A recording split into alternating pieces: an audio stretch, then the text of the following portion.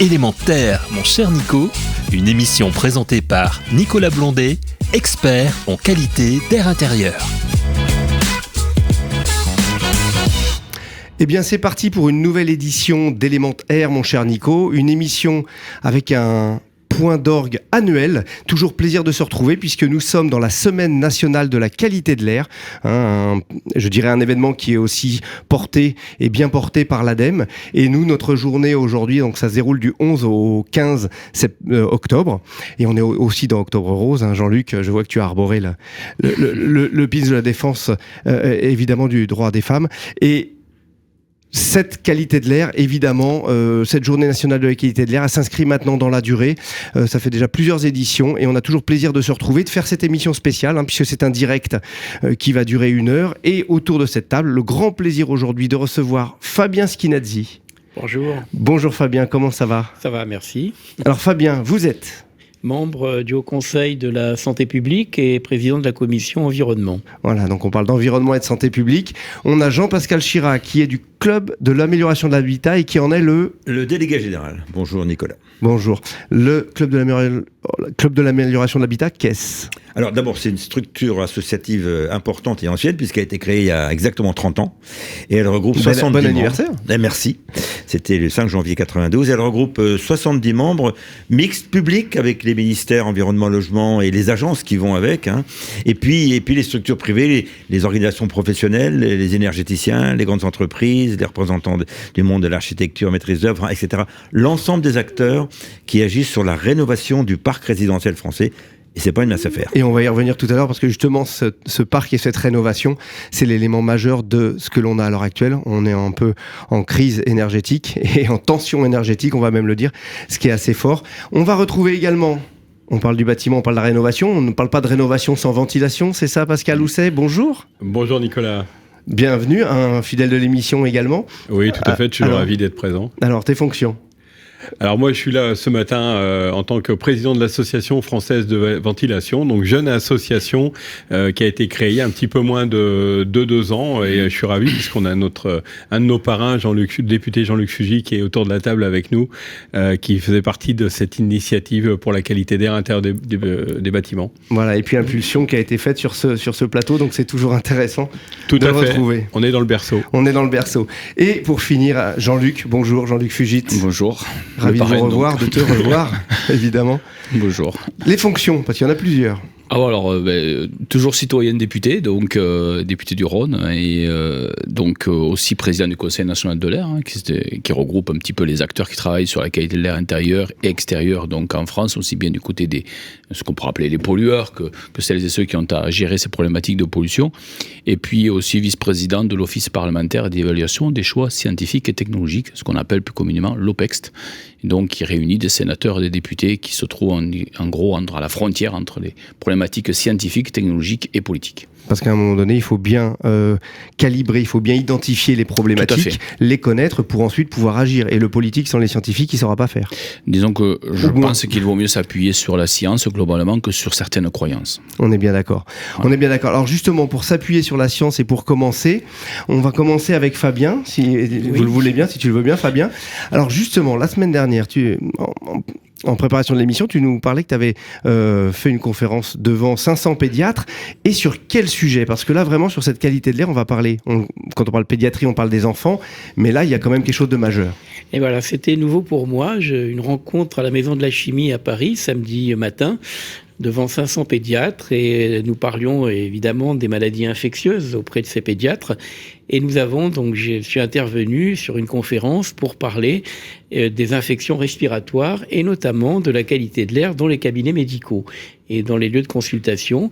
Effectivement, les pédiatres s'occupent des enfants, les prennent en charge, les examinent, mais n'ont pas toujours conscience de l'importance de la qualité de l'air. Or, dans leur salle d'attente et même dans leur salle d'examen, il y a possibilité de transmission de de ces infections respiratoires, parce que les enfants font fréquemment des infections respiratoires, et notamment avec des virus, et en particulier pendant l'époque du Covid, on s'est retrouvé aussi dans la même situation.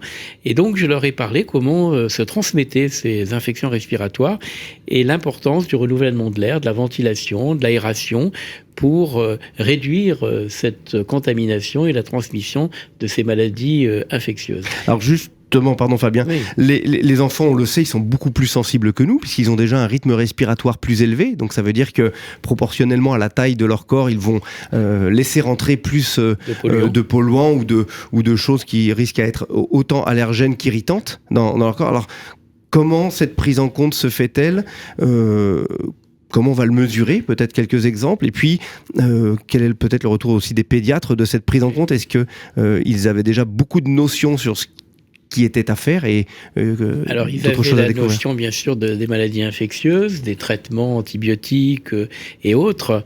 Mais en fait, j'ai senti que pour eux, c'était une découverte, et d'autant que certains m'ont dit que leurs cabinets médicaux étaient très mal aérés.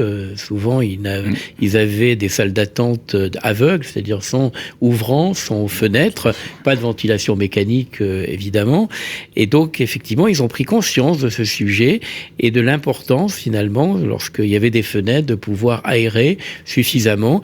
Et j'ai fait aussi la promotion du capteur de CO2, dont on parle également dans des lieux accueillant des enfants, notamment dans les écoles et les crèches, qui s'est largement développé. Je sais que le gouvernement fait un effort aussi important pour l'achat de ces capteurs de CO2 par les collectivités.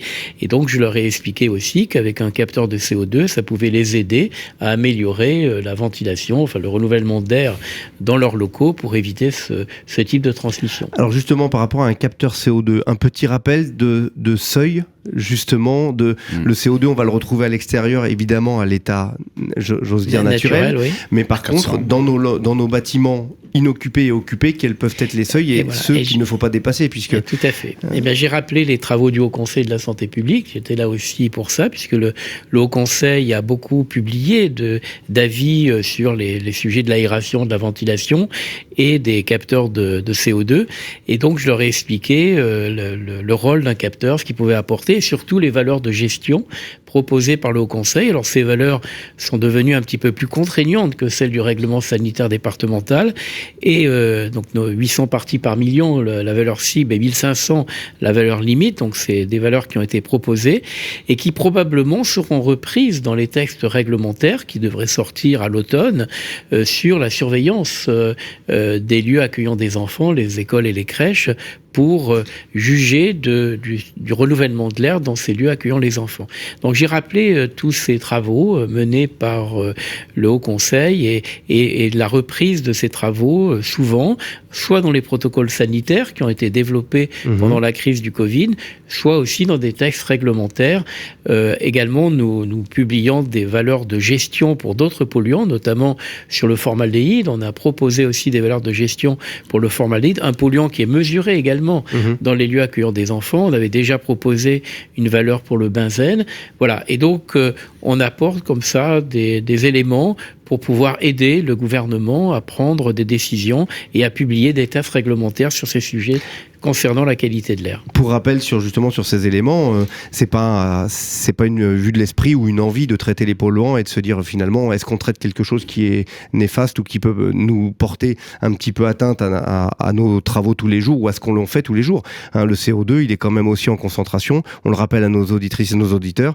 Le marqueur du confinement d'un bâtiment dans lequel il y a une activité humaine et à partir du moment où on passe le 800 et on arrive à 1000 comme vous le disiez jusqu'à au-delà de 1500, on tombe dans l'inconfort et on a même des systèmes pour lesquels on a des gestions qui peuvent s'opérer et on peut passer des seuils à 3500 et là on voit bien qu'on est vraiment trop loin. Et également sur ce sujet, il faut savoir que un confinement important amène aussi un abaissement des capacités cognitives, donc d'apprentissage. Alors quand on est au niveau des enfants, l'apprentissage il démarre par les réflexes moteurs ou d'apprentissage de l'écriture, mais après également on va le retrouver toute notre vie puisque...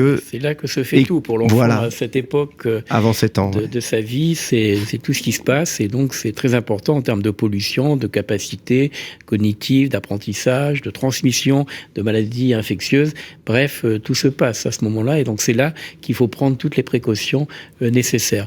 Alors, je dois dire aussi que la semaine dernière, j'ai eu aussi une autre réunion. Alors, il y avait celle-ci devant les pédiatres, mais une autre réunion au groupe Santé-Environnement, donc qui suit le plan national Santé-Environnement 4, et on parlait des sites et sols pollués. Ce qu'on appelle le PNSE 4, voilà. Juste on a quelques syllogismes qui ressortent quand on l'entend dans la presse. Et le Haut Conseil a aussi publié des rapports sur des mesures de prévention lorsqu'il y a des sols pollués par des polluants volatiles qui vont pénétrer à l'intérieur du bâtiment.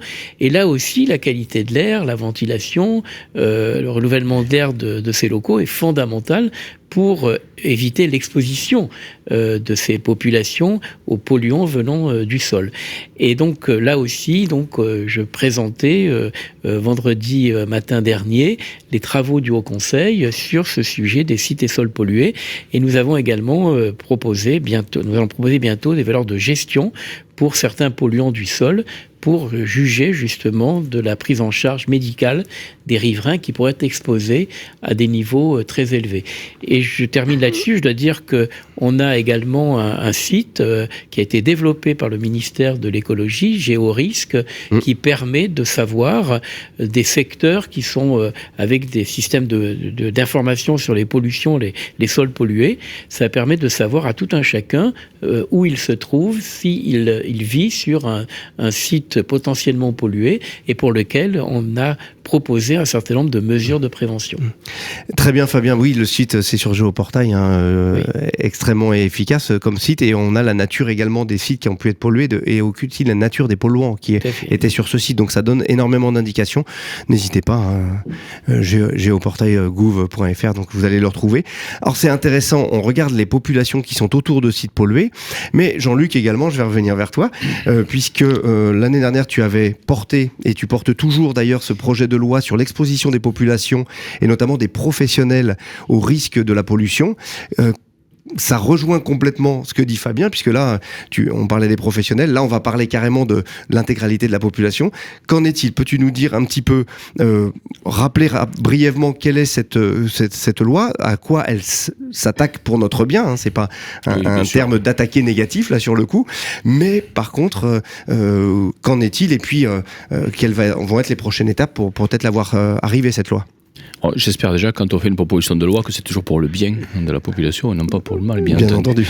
Donc, c'est une proposition de loi qui donc a pour objectif majeur de participer à contribuer à vraiment réduire l'exposition de nos concitoyens donc à la pollution de l'air, sachant qu'on travaille beaucoup sur les émissions finalement de polluants, la réduction des émissions, et on ne travaille pas suffisamment dans ce pays à réduire l'exposition. Donc je pense que c'est extrêmement important. Et donc il y a différentes mesures.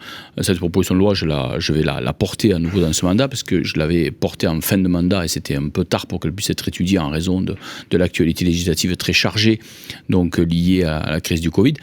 Mais l'idée, c'est à la fois différentes mesures d'ailleurs, à la fois sur les chantiers par exemple.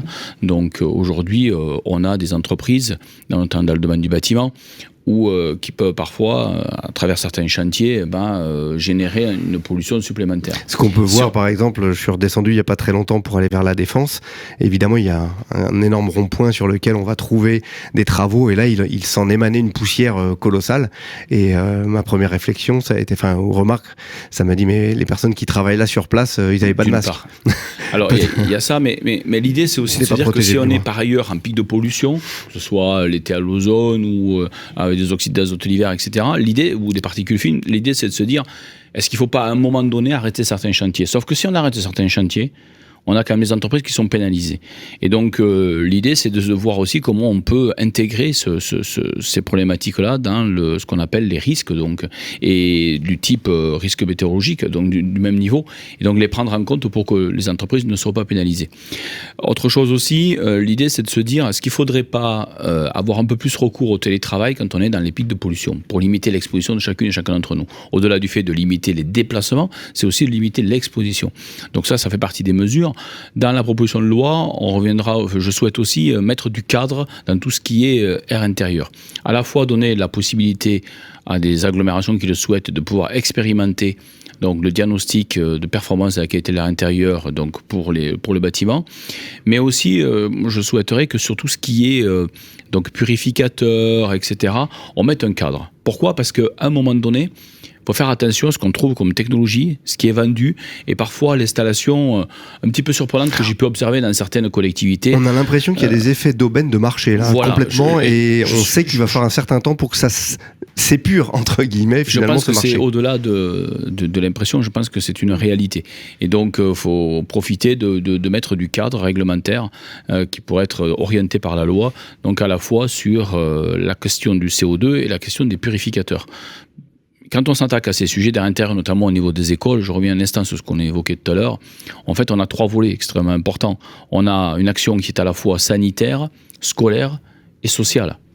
Le sanitaire, parce que évidemment, si on améliore la qualité de l'air, on réduit la transmission potentielle des virus, etc. Et c'est très bien.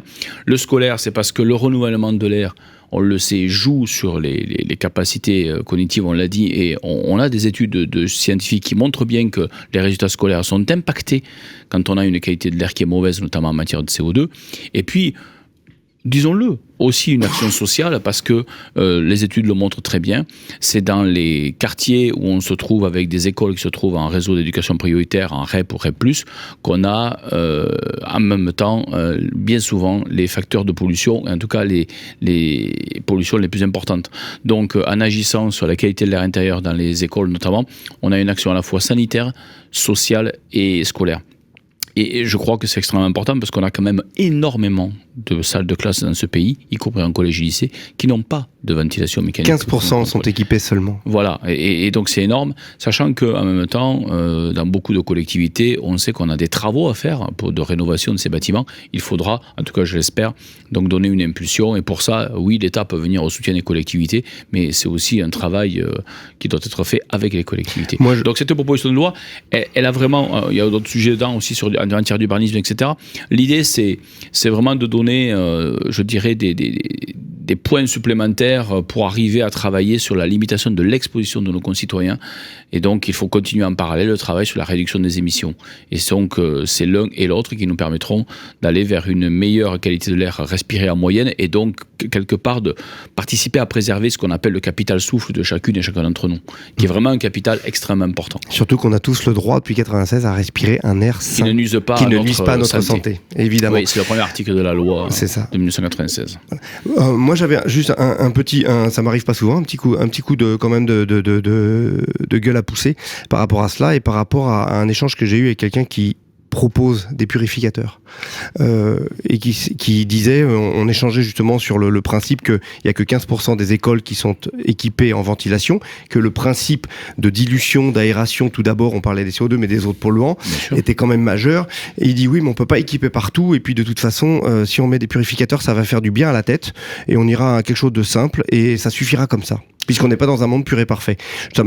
J'avoue que comme réponse, ça m'a pas beaucoup satisfait, parce qu'à un moment donné, on peut avancer un petit peu mieux et prendre les choses dans le bon ordre. Bien sûr, et si je peux me permettre de rajouter un mot très rapide là-dessus, la notion de purificateur, il faudra aller regarder, c'est pour ça que je souhaite qu'il y ait une législation et un cadre là-dessus, quand on regarde la technologie qui est mise en œuvre. Bien sûr. Parce que s'il s'agit de purifier en prenant des molécules, là c'est le chimiste qui vous parle, et que ces molécules, on les détruit, alors si on les absorbe, si on les piège, ça ne revienne pas dans l'air, bon, ok, très bien. Mais s'il s'agit de virus ou autre, de molécules que l'on détruit, qu'on transforme en d'autres molécules, encore faut-il être sûr que les molécules qui sont issues de la transformation ne soient pas elles-mêmes nocives.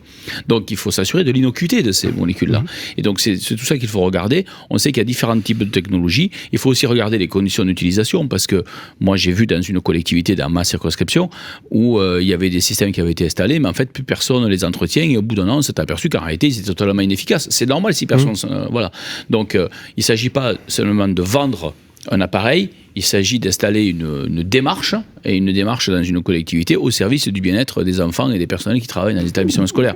Donc, c'est toute une logique à avoir qui doit largement dépasser la logique purement commerciale. Et de le faire de la bonne manière, puisque vous-même, un chimiste de formation, Jean-Luc, et puis professeur également, et Fabien de l'autre côté, au Conseil de santé publique, et le docteur Skinazi, quand même, il y a des choses qui peuvent paraître étonnantes. Il y a aussi un exemple d'une municipalité qui a fait quelques tests qu'avec des épurateurs, sans avoir des pièces qui étaient déjà ventilées au préalable. Ils ont dit oui, mais finalement, il y a un petit effet, donc c'est bien, donc on va en mettre partout.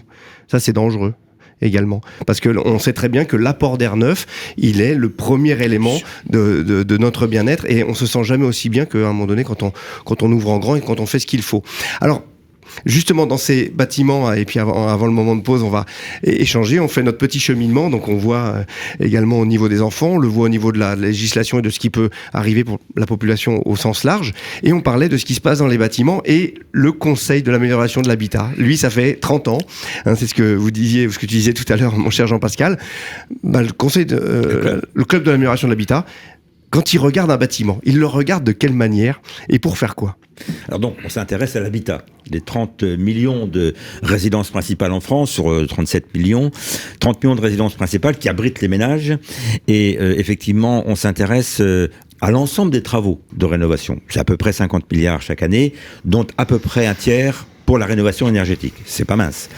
Et la rénovation énergétique est très directement liée, ou la ventilation est très directement liée à la rénovation énergétique. Il y a une corrélation qui est très forte, au moins pour 3 raisons, qui sont bien sûr la préservation de la santé, bien sûr également la préservation du bâti, la qualité des matériaux, et bien sûr également l'efficacité énergétique. Donc, on s'aperçoit que, et une récente étude de l'ADEME le démontre très bien, elle s'appelle TREMI, Travaux de rénovation énergétique dans les maisons individuelles. Elle porte sur l'ensemble des maisons individuelles et sur une période assez longue. Elle a été produite il y a 2 ans. Elle dit que la rénovation de la ventilation est le parent pauvre de la rénovation au sens large, rénovation énergétique. Très souvent oubliée. Et pour les raisons que j'ai exposées, c'est pourtant indispensable. Mais la ventilation, elle est un peu comme l'air. C'est-à-dire c'est l'invisible qu'il faut rendre visible. Voilà. Mais malheureusement, on passe un peu à côté de beaucoup de choses.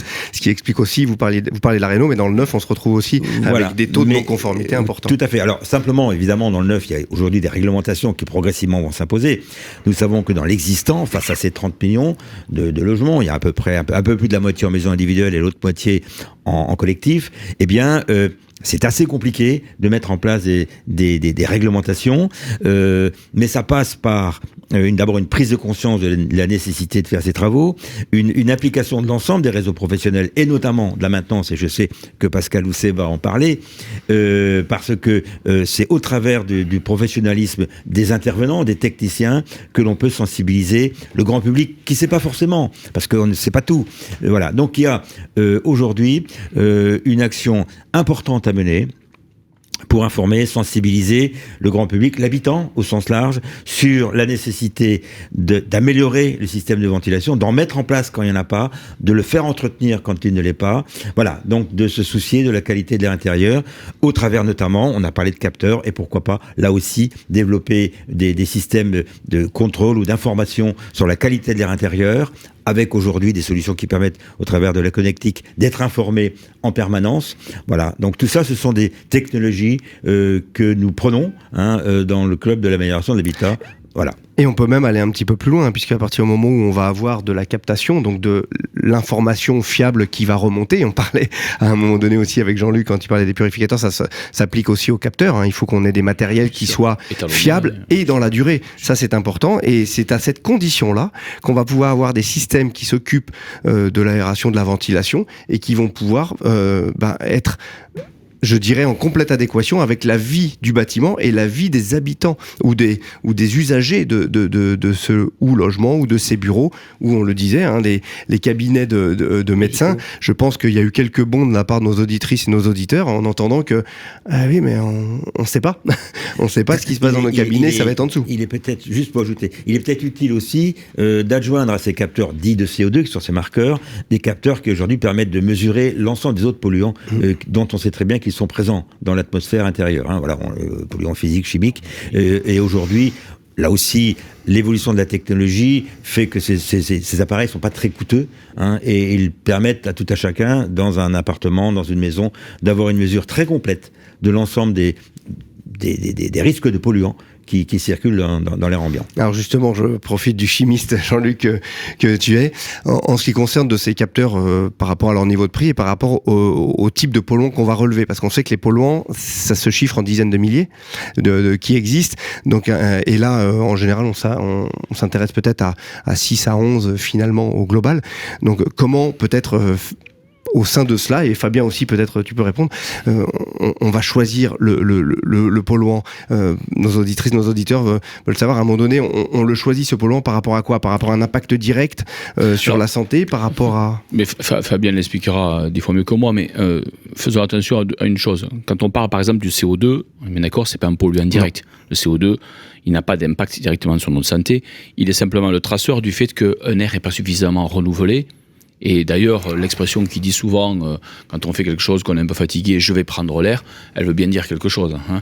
Elle veut dire que notre cerveau a besoin à un moment donné de régénération. C'est comme quand on baille, on a besoin de beaucoup plus d'air. Donc attention, ne pas confondre le CO2 avec les autres. Par contre, on parle du formaldéhyde, on parle de particules, on parle d'ozone qui est à l'intérieur, etc. Enfin bref, de polluants liés aussi à l'activité de celles et ceux qui... Voilà, ça peut être un solvant lié au fait qu'on utilise une colle, des feutres, etc.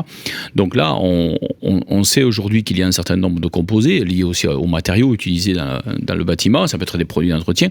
On sait qu'il y a un certain nombre de composés qui posent des soucis, mais là aussi, ce qui va faire attention aussi à leur quantité, c'est-à-dire à leur concentration. Je vais laisser Fabien compléter, mais ce que je veux dire par là, c'est que c'est pas nécessairement c'est peut-être pas 7 ou 8 000 composés qu'il faut suivre, mais en tout cas, on sait qu'il y en a un certain nombre d'entre eux qui sont prioritaires et qu'il faut suivre en priorité, comme on le fait à l'air extérieur par rapport aux oxydes d'azote liés aux véhicules essence diesel ou aux particules fines liées au chauffage au bois, comme à l'industrie ou au diesel, parce que c'est plus équilibré. Hein.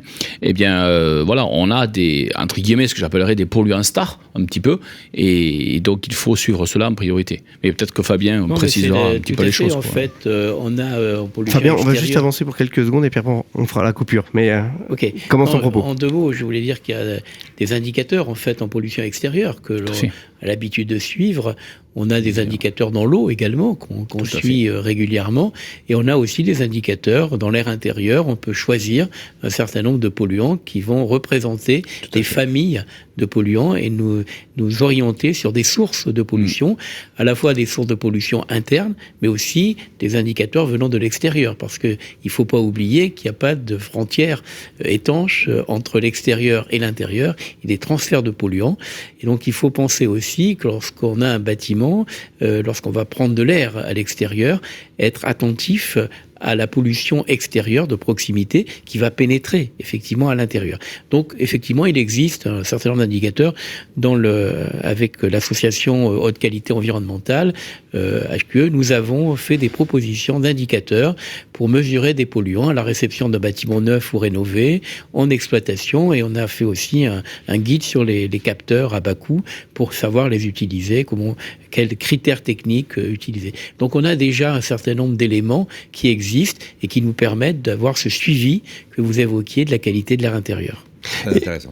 Et puis justement, ces capteurs, à partir du moment où on les a, on en fait quoi et on les appréhende comment? Parce que il faut pas que ce capteur soit aussi anxiogène et qu'il soit associé d'explicatif, mais qu'il soit aussi associé, peut-être, on parlait tout à l'heure de la ventilation, d'associer à la ventilation et de se dire, si le capteur va montrer une augmentation quelconque, que derrière, notre logement ou le lieu où on vit va nous aider, va être à notre service, notamment au club d'amélioration de l'habitat. Je sais qu'il y a des travaux pour regarder tout cela de manière cumulée. Le but, c'est d'être informé et d'agir, et de savoir comment agir. Et donc, il y a une formation, une sensibilisation, un accompagnement du public si on utilise ce capteur, ou sinon effectivement on va donner quelque chose qu'on ne pourra pas interpréter correctement. Donc il y a un besoin effectivement d'accompagnement mais c'est pareil pour les appareils de purification d'air que vous évoquiez. S'il n'y a pas d'accompagnement pour savoir comment les utiliser, eh bien on fait n'importe quoi, on pose un appareil, on appuie sur un bouton et on pense qu'on a épuré tout l'air de la pièce. Voilà, et bien le prendre en compte avant qu'on fasse la petite pause. Une phrase qu'on avait beaucoup chez les sapeurs-pompiers qui me revient, c'est OIAD, c'est-à-dire observer, s'informer, s'adapter et dominer. Donc du coup, une fois qu'on maîtrise ou maîtriser, on pourrait remplacer le D peut-être par le M, mais à un moment donné, on est là aussi pour faire les choses de la bonne manière, mais il faut avoir vraiment conscience de ce qu'il en est pour cela. Alors on va faire la petite pause musicale et puis on se retrouve avec à nouveau Fabien Schianazzi, Jean-Luc Fugit, Jean-Pascal Chira et Pascal Housset qui aura la parole en reprenant. À tout de suite, c'est Phil Collins pour In the Air Tonight.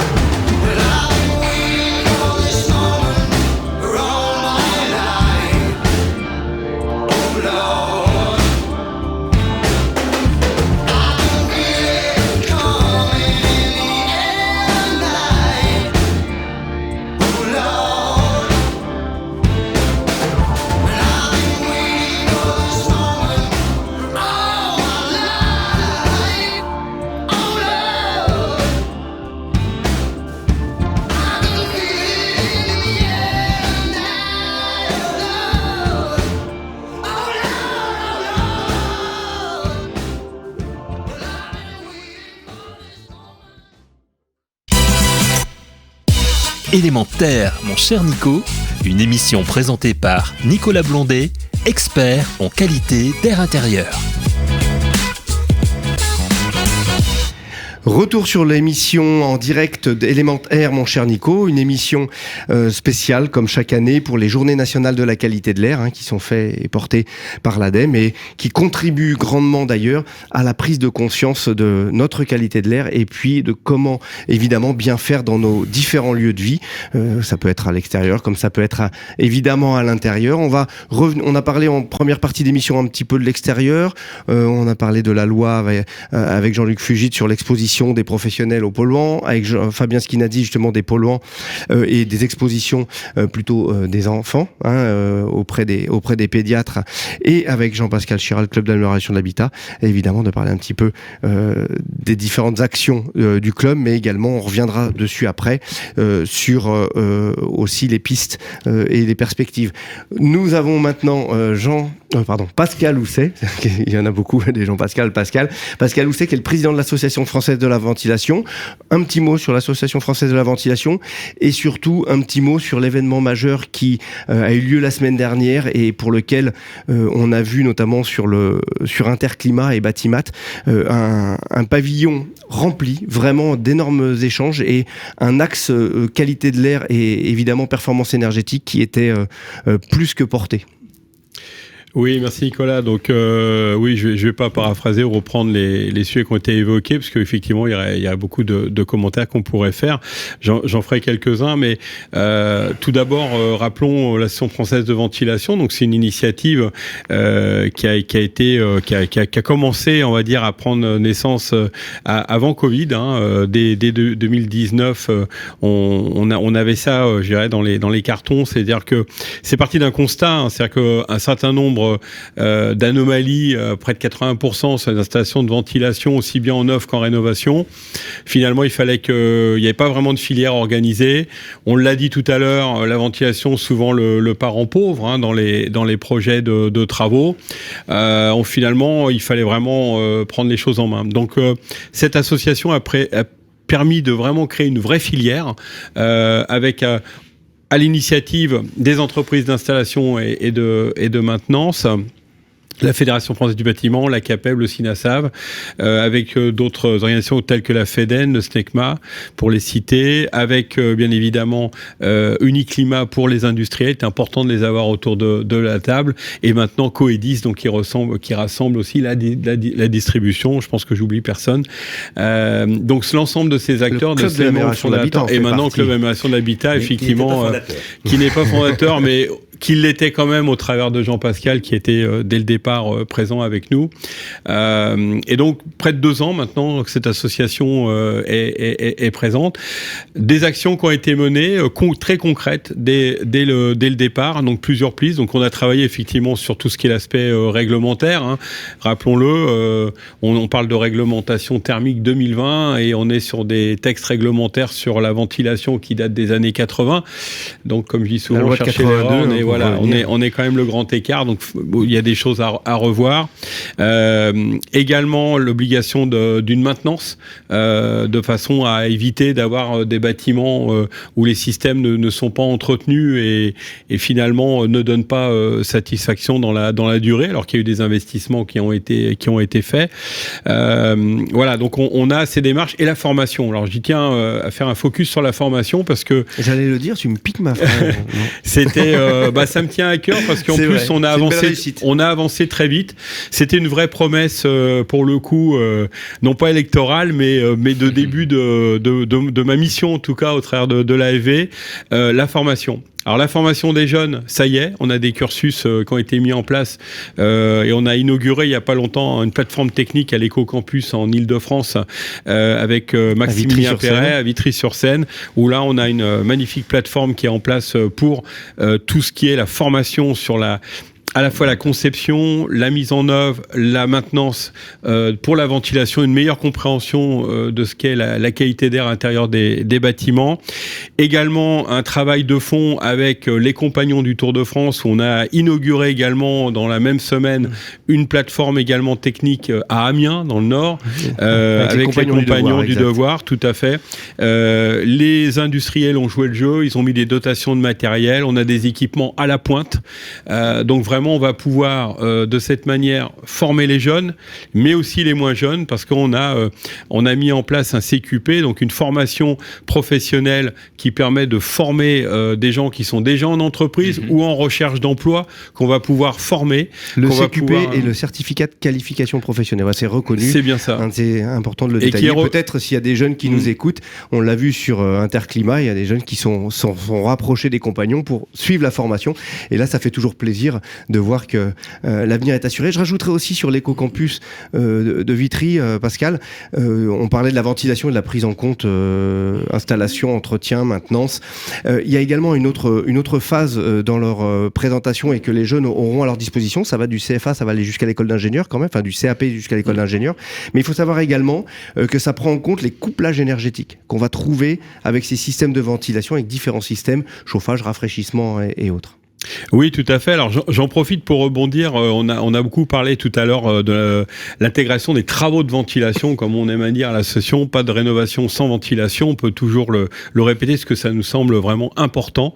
On parlait tout à l'heure des établissements scolaires ou des enjeux que nous avons pour la rénovation des bâtiments dans les communes, dans les villes, les villages et dans les agglomérations.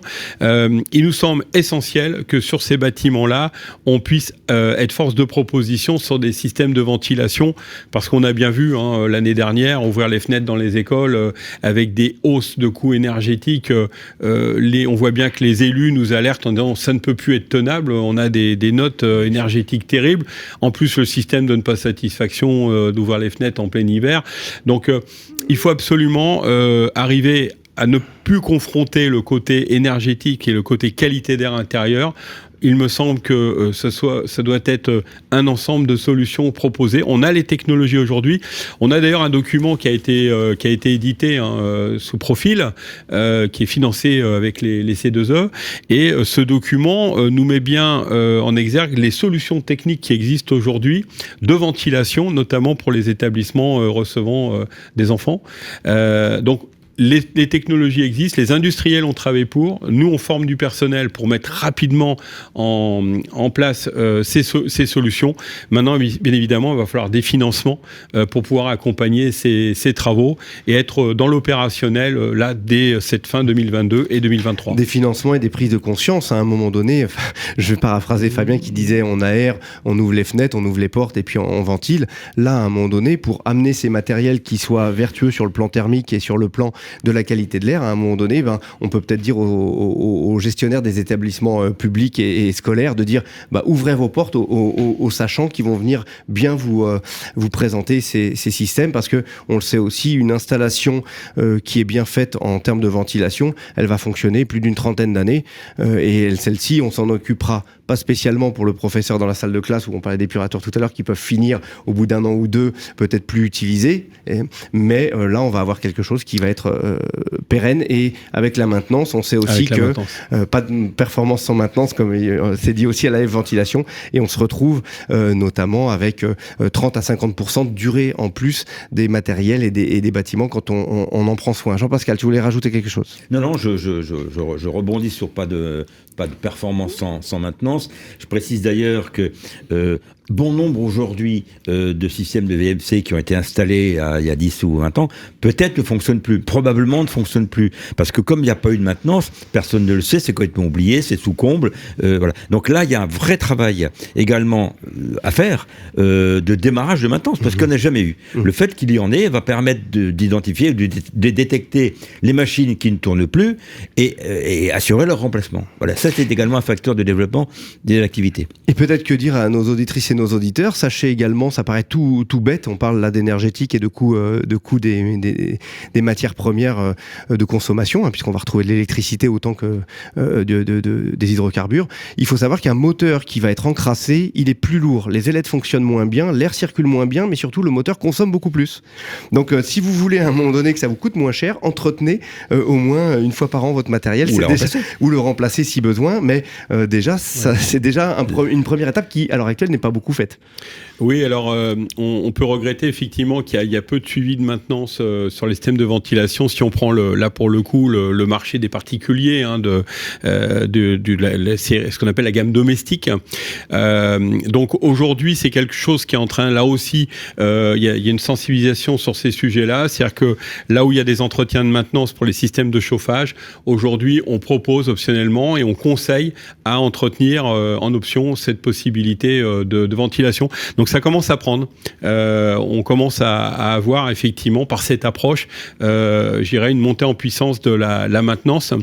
Après, je voulais souligner aussi qu'on avait, on s'était beaucoup bagarré pour arriver à avoir des aides, notamment sous forme de prime rénov ou C2E pour les systèmes de ventilation lors des rénovations énergétiques des maisons.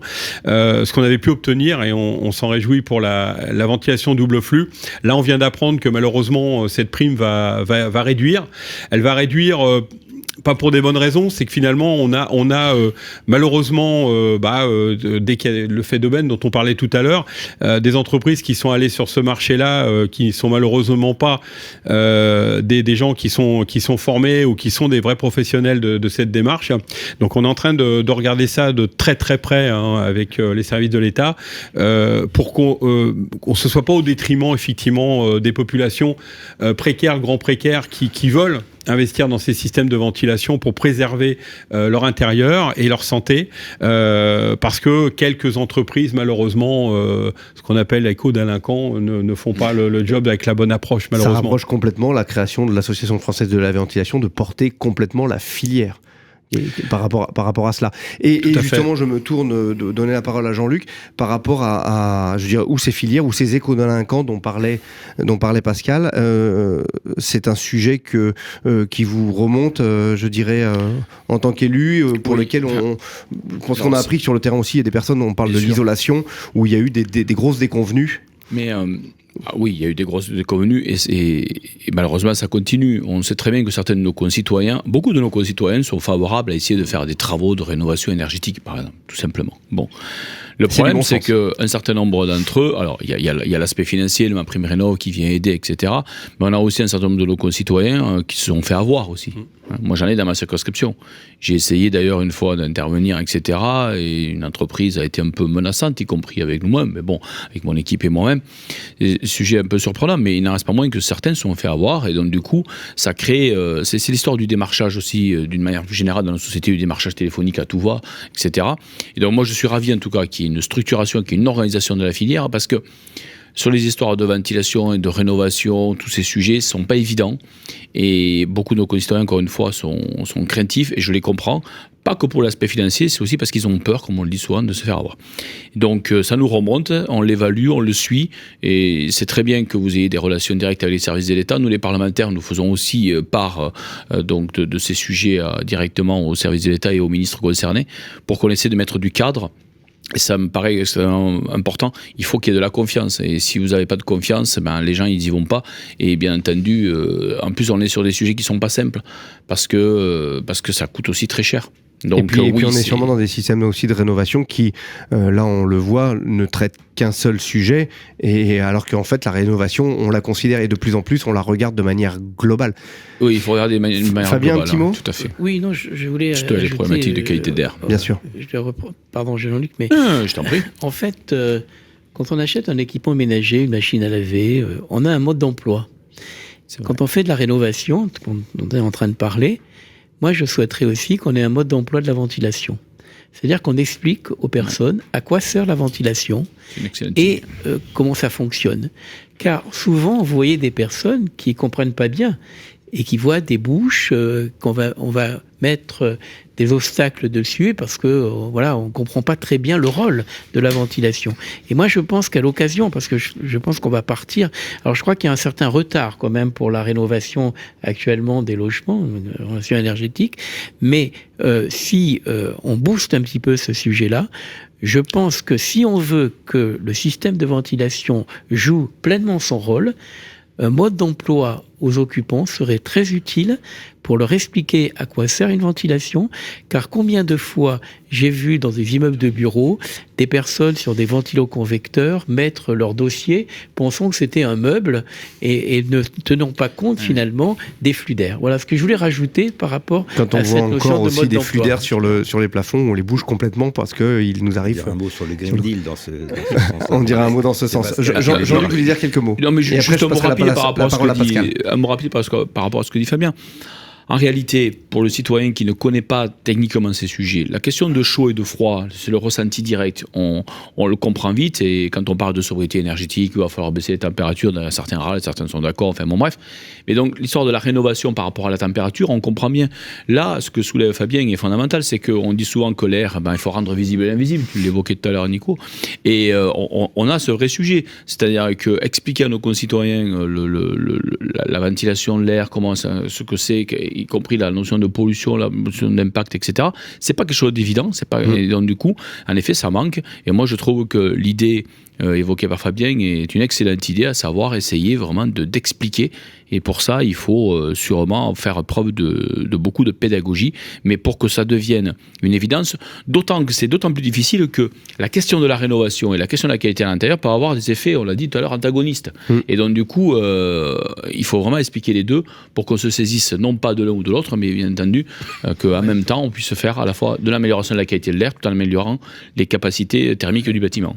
Jean-Pascal, vous voulez dire un petit mot, puis ensuite Pascal. Je vais renvoyer la parole à Pascal, parce que nous avons travaillé ensemble, et nous travaillons sur un sujet qui est une charte, qui s'appelle la charte Green Deal, pour valoriser la ventilation, la qualité de l'air intérieur, qui est un document, un engagement très fort, mais Pascal va le décrire, qui devrait se signer avec l'ADEME, le plan bâtiment durable, et l'Association française de ventilation. Nous y avons travaillé, moi, dès le début, et je m'y associe complètement en tant que club de l'amélioration de l'habitat, et on a l'idée, parce que ce document est prêt, cette signature est prête, d'en parler. Et on va parler, Pascal va le dire, là, de cette notion de pédagogie, de sensibilisation et d'information du consommateur. Parce que le pro, il faut continuer à le monter en compétences et le qualifier. Mais le particulier, il y a un gros travail de pédagogie. Et Pascal, peut-être dire un mot sur ce Green Deal.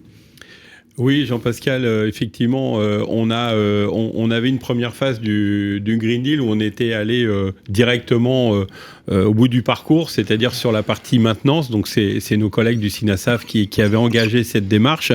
Aujourd'hui, c'est l'Association française de ventilation qui porte l'extension de ce Green Deal. Et effectivement, ce sont les bonnes pratiques à la fois dans la conception du système de ventilation, dans sa mise en œuvre, et dans la mise en main, j'ai envie de dire, de l'installation. Ça rejoint tout à fait ce que vient de dire Fabien, l'explication des usages. Et je vais reprendre les propos qui ont été dit tout à l'heure par Jean-Pascal sur finalement l'évolution de la data autour de la ventilation. On voit sur le terrain, et c'est vraiment une remontée de terrain, que depuis que on peut avoir un peu comme le thermostat d'ambiance pour le chauffage ou la sonde CO2, à partir du moment où on peut avoir une télécommande ou un visuel, même sur les smartphones aujourd'hui, de finalement le visuel de la qualité d'air dans sa propre maison, dans son habitat. Il y a un côté pédagogique, explicatif, qui fait son chemin. Donc les fabricants ont beaucoup travaillé, les industriels ont travaillé en ce sens, et aujourd'hui on a les outils qui nous permettent d'avoir ça dans l'habitat, et ça améliore la compréhension de l'usage au même titre qu'un système de chauffage. Donc je pense qu'il faut continuer dans ce chemin. Surtout qu'il y a des initiatives déjà qui ont été portées, on pense à l'ADEME ou du côté de Grenoble notamment, par chez toi Jean-Luc, où ça a été fait aussi sur l'air extérieur et ensuite sur l'air intérieur. J'ai même cet exemple d'une dame qui s'inquiétait sur Grenoble que son capteur passait au vert alors que c'était pas normal puisqu'elle savait qu'elle était dans une zone polluée. Alors que le capteur fonctionnait, qu'il y avait quand même des moments où c'était bon. Donc voilà, il y a cette pédagogie, tu le dis, elle est nécessaire. Voilà, il faut qu'il y ait du visuel pour comprendre l'invisible, ce que disait tout à l'heure. Le fameux rendre visible l'invisible. Tout à fait. Fabien. Alors, moi je voulais dire, je vous entends, mais je suis un petit peu inquiet aujourd'hui avec le plan de sobriété énergétique. Oui. Et notamment, j'ai bien compris, effectivement, on parle du changement climatique, mais aussi, aujourd'hui, on est dans la sobriété énergétique et on a eu un plan qui nous demande de réduire les températures et donc les consommations. Et c'est un peu comme un tir à la corde. Il y a ceux qui sont en train de tirer d'un côté sur la sobriété énergétique, et je voudrais pas que cette sobriété énergétique conduise à une sobriété sanitaire. Et qu'il y a ceux, les médecins et tout le monde d'ailleurs, qui tirent aussi de l'autre côté pour la préservation de la santé des occupants. Et donc, je crois qu'il faut être très attentif à ça, parce que si on touche à la ventilation, et on va toucher à la qualité de l'air, J'entends qu'on va arrêter les systèmes de ventilation complètement, par exemple, à certains moments d'inoccupation des locaux. Et donc, je m'en inquiète un peu parce que je sens qu'on revient un petit peu en arrière et que j'ai connu une époque où, du fait justement de cette réduction de la ventilation, on avait non pas la fièvre du samedi soir, mais le syndrome du lundi matin. C'est-à-dire que le lundi matin, quand la climatisation, la ventilation se remettait en marche, on avait énormément des décharges de polluants, et de poussières qui arrivaient. Et donc, les gens se plaignaient dans ces bâtiments. Donc je pense qu'il faudrait être très attentif à ça. Pareil pour l'eau chaude sanitaire. On réduit la température de l'eau chaude sanitaire. Il y a une réglementation sur la température d'eau chaude sanitaire. Il faut faire attention. Il y a des bactéries qui attendent que ça, d'avoir une température qui leur soit favorable pour se multiplier. Donc je dis, moi je suis tout à fait d'accord sur le plan de sobriété énergétique. J'ai pas de problème là-dessus. Mais je dis attention de pas aller trop loin parce qu'à un moment donné, on peut basculer et la défense de la santé de nos concitoyens risque un petit peu d'être attaquée ou sa santé dégradée. Et donc voilà, être vigilant sur cette notion. Donc, je comprends très bien la rénovation énergétique et vous l'avez dit, dans la rénovation énergétique, on prend en compte aussi la qualité de l'air intérieur. C'est un ensemble qu'il faut prendre et c'est pas l'un par rapport à l'autre. Et bien, dans le plan de sobriété énergétique d'aujourd'hui, je pense aussi qu'il faut prendre en compte aussi la préservation de la santé. Et je regarde Jean-Luc qui est en face de moi. Oui, on va arriver vers le mot de la fin, il reste 3 minutes et peut-être on arrive aussi à un plancher de verre de se dire en question de sobriété ou de faible consommation énergétique, on aura toujours un minimum quand même. Et pas de se dire on sera à zéro complètement. Donc c'est là où il faut le garder en conscience et de mettre tout en je dirais tous les engrenages bien huilés pour que ça fonctionne. Et puis c'est l'ensemble de nos professions qui permettent d'y mettre de l'huile. Le lien avec les concitoyens également, parce qu'il faut oublier personne. Quelquefois on est dans certains domaines, domaine IPRA Pro, on parle copro, et puis on ne sait pas parler à l'usager. Quand on parle à l'usager ou aux citoyens, après on s'entend pas trop, alors qu'en fin de compte les intérêts sont complètement communs et sont nécessaire. Le petit mot de la fin, on démarre peut-être par Jean-Pascal. Quelques secondes. Non, je ne veux pas répéter ce que j'ai dit. La ventilation est indispensable. La rénovation doit porter la ventilation. Et il ne faut absolument pas l'oublier. Il faut la mettre en avant. Donc nous sommes militants dans cette démarche-là. Et d'ailleurs, nos travaux vont continuer à aller dans ce sens. Pascal. Moi, j'ai envie de dire... Finalement, est-ce qu'il faut un droit à consommer un petit peu d'énergie pour avoir une qualité d'air intérieur de qualité et préserver la santé finalement ? Ça, c'est je dirais un sujet qu'on entend depuis quelques temps, puisque en fait, quand même ce droit, il est pas spécialement énorme en besoin en plus. Ça, il faut le savoir. On va pas vers des consommations démentielles pour faire ce qu'on pourrait appeler être au juste besoin, évidemment. Fabien ? Moi, on a développé au Conseil de la santé publique un outil qui s'appelle le Domiscore et qui permet de faire un score santé de l'habitat. Et ça permet donc de savoir si l'habitat peut avoir un impact sur la santé des occupants. Et donc c'est une grille de multicritères qu'on a développée, qui est parue l'année dernière. Donc voilà, je vous propose d'aller sur le site et de regarder cet outil qui peut être intéressant quand on s'intéresse justement à la santé dans l'habitat. Alors. Jean-Luc, le mot de la fin. Non, juste pour dire que quand on évoquait la question de la sobriété, ça ne doit évidemment pas se poser à la qualité de ce que l'on fait, bien entendu. Donc je crois que cette émission est intéressante parce qu'elle a permis de confronter les avis. Et donc, que ce soit moi au Conseil national de l'air ou dans les travaux parlementaires à venir, je serai vigilant sur le sujet. Et encore une fois, au fond, l'idée c'est quoi ? C'est qu'il faut réduire l'impact environnemental de toutes nos activités. Et donc la sobriété en fait partie, bien entendu. Mais il faut aussi viser une meilleure qualité de vie pour l'ensemble de nos concitoyens. Et donc, quand on cherche à améliorer la qualité de l'air, quand on réduit, quand on veut verdir les flottes de véhicules, quand on veut améliorer le bâtiment, quand on veut empêcher l'usage de certains nombres d'énergie, de certains types d'énergie, comme les énergies d'origine fossile, l'objectif c'est bien d'aller vers une amélioration de la qualité de notre environnement, mais ça ne peut pas se faire qu'avec un seul axe. Donc il faut vraiment avoir une approche extrêmement globale. C'est la fameuse approche qu'on appelle souvent le développement durable, bien entendu, mais dans cette approche globale, donc n'oublions pas évidemment les aspects air et les aspects air intérieur et air extérieur, autant l'un que l'autre, c'est pas l'un ou l'autre. Et donc vous pouvez compter sur moi à vos côtés pour continuer à se battre collectivement pour améliorer la qualité d'air que nous respirons. Et je crois même, merci beaucoup Jean-Luc, Jean-Pascal, Fabien et Pascal, et je crois qu'on peut compter aussi sur tous ceux qui sont autour de cette table, parce qu'on se voit aussi de temps en temps pour œuvrer et faire au mieux pour respirer bien mieux. C'est important, c'est notre avenir qui se joue là, et gage est que la qualité de l'air depuis 30 ans, elle s'améliore. Les paliers de contrôle et de vérification augmentent, et notamment on voit ceux de l'OMS. Et ben on va continuer dans cette voie, parce qu'effectivement, non seulement elle est plaisante, et elle est aussi extrêmement riche. Et un petit mot pour la fin, on parlait de nos jeunes, de la formation, et de rejoindre ces beaux métiers qui sont dans le bâtiment, de prendre soin. C'est quand même magnifique, un métier qui permet de dire on prend soin de l'énergétique et de la santé en même temps. Je vois pas beaucoup de métiers qui le permettent aussi et aussi bien. Merci à l'Association française de ventilation, merci à Fabien au Conseil de santé publique. Monsieur le député, avec plaisir de vous retrouver. Et puis le Club de l'amélioration de l'habitat avec Jean-Pascal. À très bientôt. Chères auditrices, chers auditeurs, c'était Élémentaire en direct pour ces Journées nationales de la qualité de l'air, et à très bientôt pour une prochaine émission. Merci à tous, au revoir, et à toutes. Élémentaire, mon cher Nico, une émission à réécouter et télécharger gratuitement sur radio-imo.fr, l'application mobile Radio Imo, et sur tous les agrégateurs de podcasts.